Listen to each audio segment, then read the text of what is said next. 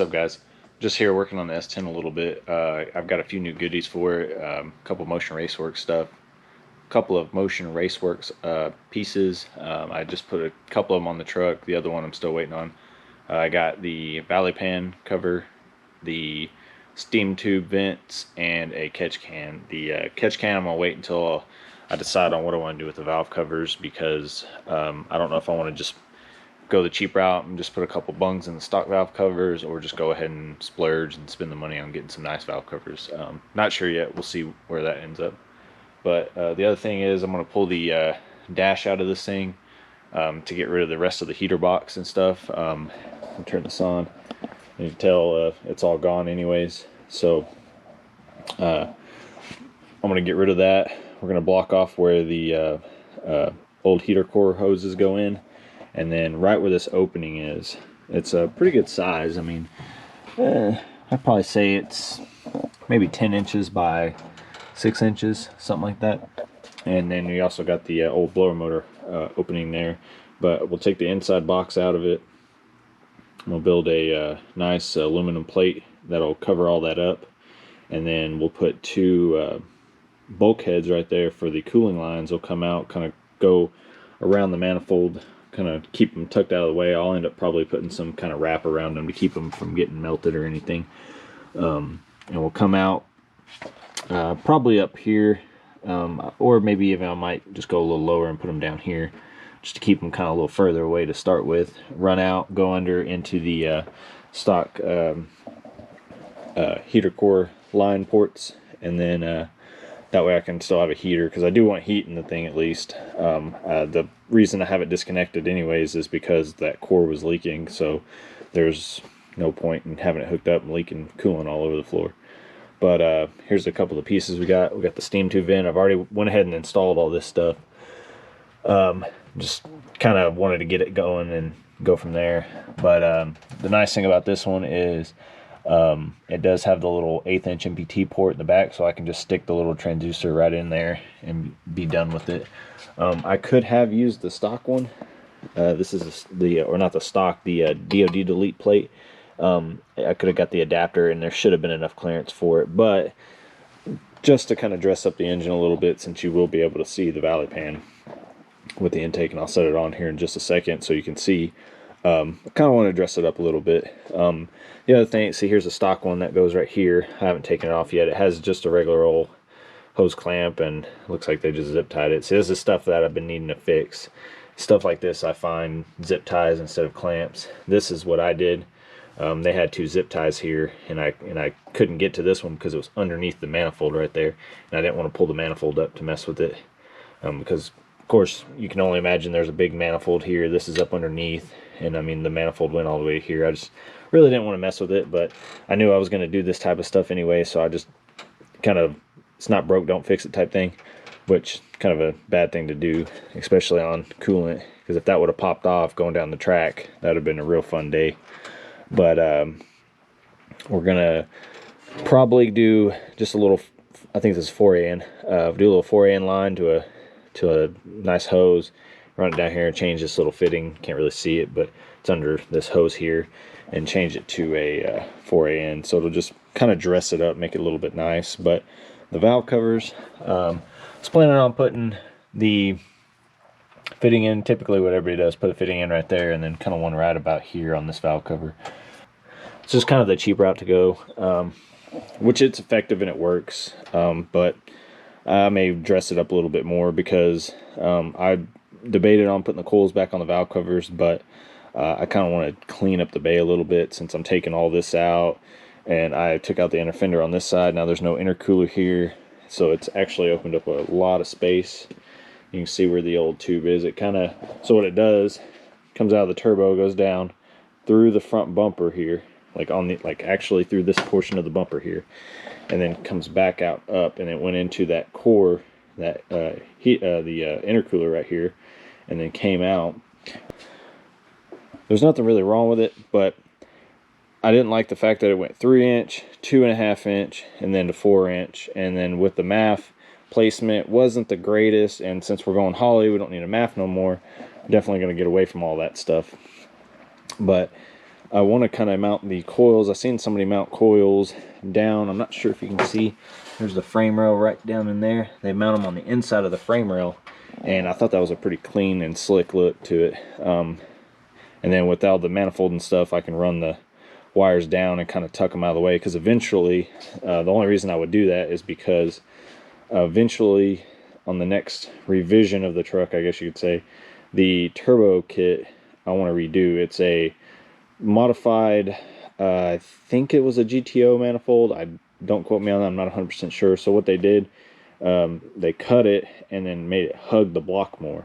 So they got a flange, they cut it off at somewhat of an angle to make it tuck in more to clear the S10 steering shaft. There's not very many like turbo headers for these things.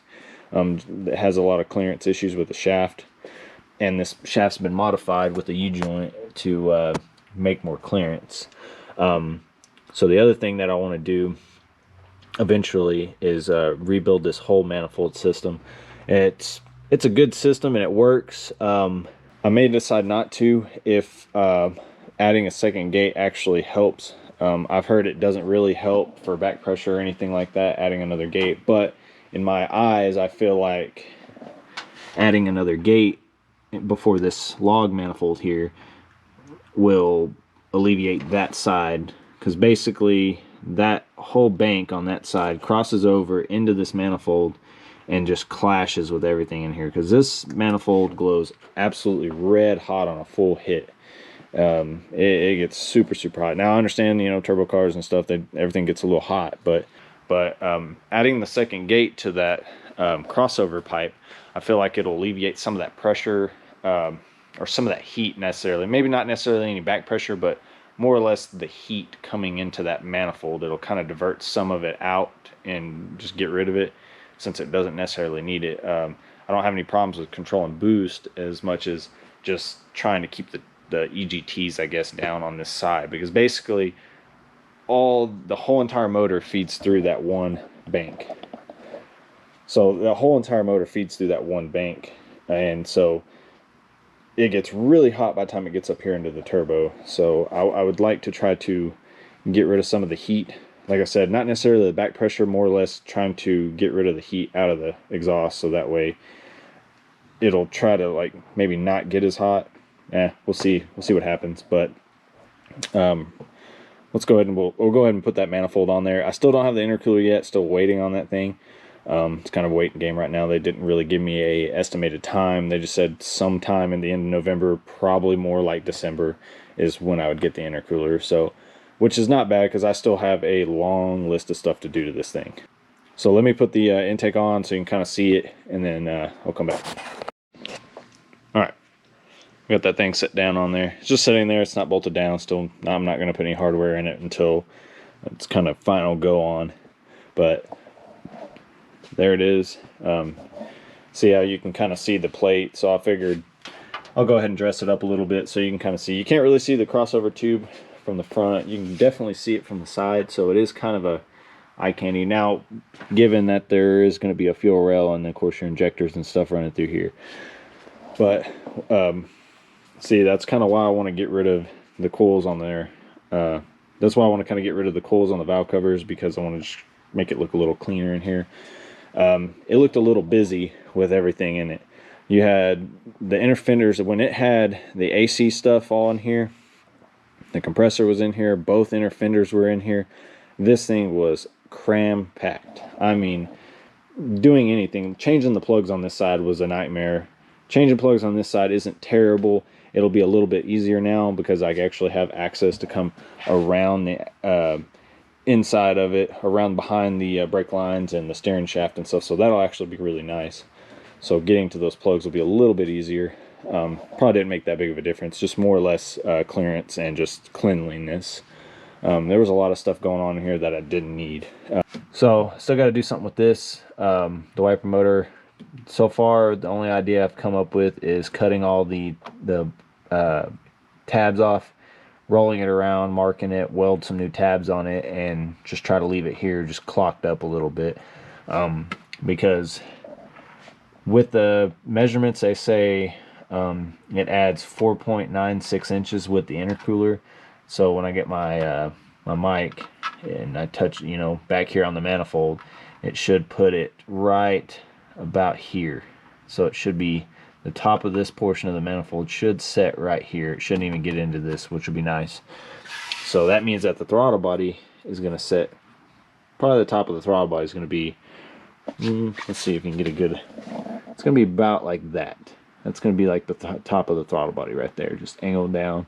And for that, so we're going to roll this over to where it's pointed at the manifold.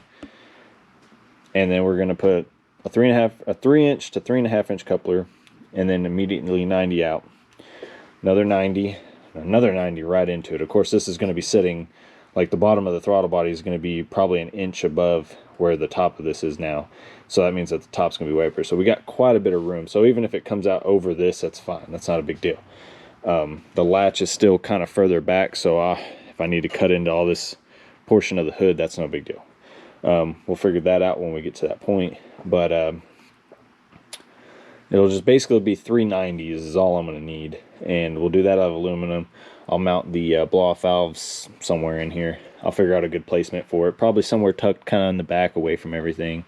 So I have a little more clearance. So it'll maybe set up under the hood. It won't actually set on the outside of the hood, which would be fine. That though, we're just going to be doing a whole lot of wiring. So that's another reason why I was going to take the dash out, because it'll just make this process speed up a little bit. I haven't done it yet. I've started to, taken out some of the pieces, gotten rid of a few things. Started to pull all this out, but I do need to pull the shifter out. And then once the dash is out, I actually have a gray dash at a buddy's shop, so I'm gonna go get that and get rid of this old blue dash. I'd like to eventually get rid of all the blue interior, red and blue. It's kind of a weird combination, but this used to be a white work truck, and typically a white work truck came with blue interior.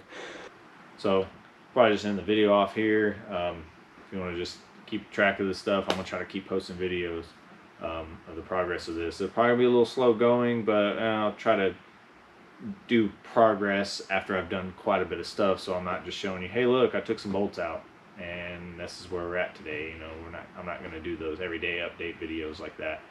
I'll do something like after I get the dash out and get some stuff done, I'll come back and say, hey look, we got the dash out, we got this mounted, we got this done, we got this done. So at least you can kind of see some more progress, and hopefully it gives you some more ideas on something you're working on. You can take those ideas and work with them and make it work on your car or truck or whatever you're working on. That'd be kind of cool. But if you got any questions, feel free to comment down below, ask anything. I'll try to answer them best I can, and we'll just try to keep updated. So we'll see you. Peace.